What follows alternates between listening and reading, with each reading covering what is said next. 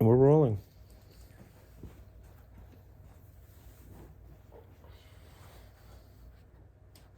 In the beginning, God made the heavens and the earth was without shape, and God separated the waters from above from those down below. However, I believe it was the hand of man that shaped the clay beneath the heavens.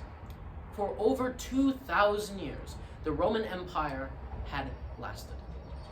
The Roman Republic by 50 BC spanned the lands of Spain, Judea, Gaul, Greece, Turkey, Egypt, Africa, and Germany. With this in mind, how did the Roman Republic and the Roman Empire grow to its peak in such an ancient age? Well, by 107 BC, the Roman Republic had stagnated. And this was because of two main problems.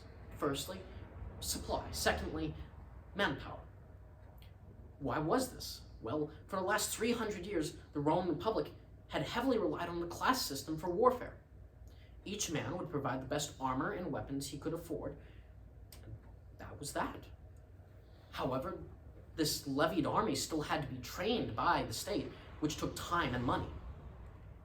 With this in mind, in 107 BC, Gaius Marius implemented a series of military reforms, which reformed the military unit from a levied force that had to be trained to a professional fighting force that was equipped with standardized and issued equipment by the state and fighting for the state.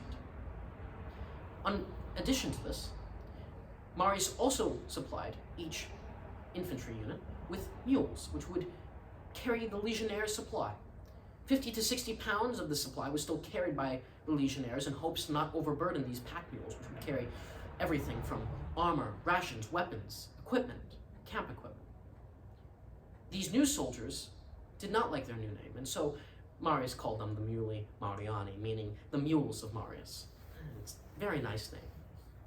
Now, the next thing that allowed Rome to expand so drastically in such a short time from 107 BC to 50 BC and further on was slaves, lots and lots of slaves. At the conclusion of the Gallic Wars in 50 BC, Julius Caesar had killed 1 million Gauls and killed 1 million more and enslaved them.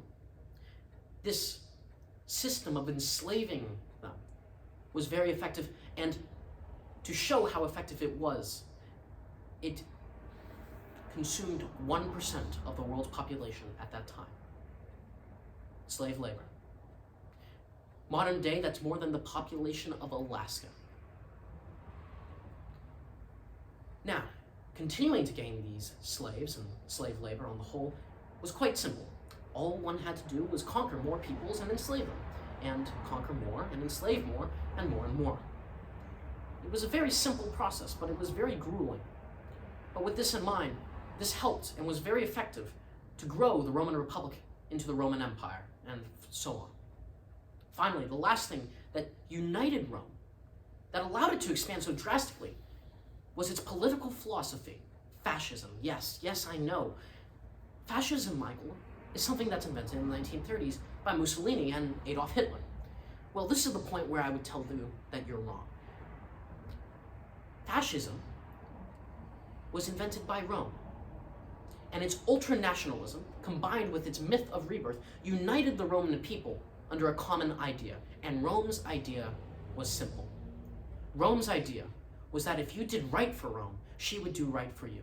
This was seen when slaves during the Punic Wars were offered the chance to enlist and fight against Carthage to win their freedom. Men were promised and given free land if they fought in and won the war against Carthage. They did right by Rome, so Rome did right by them. This idea united the wealthy, the poor, the middle class, and all men from all walks of life. This, my friends, is what made Rome great. For over 1,000 years, men would fight and die for this unity. And so in conclusion, I bring to thee this. The three great things that made Rome expand were this. First, the reforms of Gaius Marius, which brought great change to the Roman military system, rejuvenating it for years and centuries to come. Second, slave labor, cheap, efficient, and productive, which would provide the needed supply and equipment for these new type of infantry. Lastly, the idea of unity under Rome, that united all its provinces and all its people to do right by Rome, to expand the empire, to grow their posterity, for it would be by their posterity that Rome would shape the clay beneath the heavens for millennia to come. And the heavens, I dare say, would remember.